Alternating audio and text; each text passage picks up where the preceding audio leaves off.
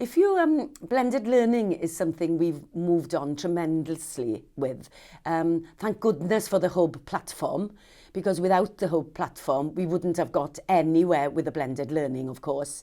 And it's been brilliant.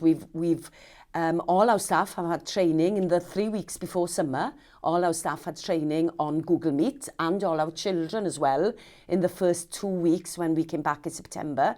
So we're ready to go. We have trialled quite a few. Yesterday, there was quite a few children self-isolating, and many of our teachers were teaching their class, but also streaming live, and also putting stuff up on Google Classroom. So I think they're like these jugglers in a circus, and they're trying to juggle everything, and it's really working at the moment.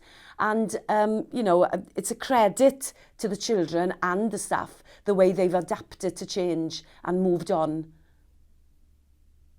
The experience of a teaching at home, it wasn't much different, because I could hear and see the teacher, and the teacher could put slides up.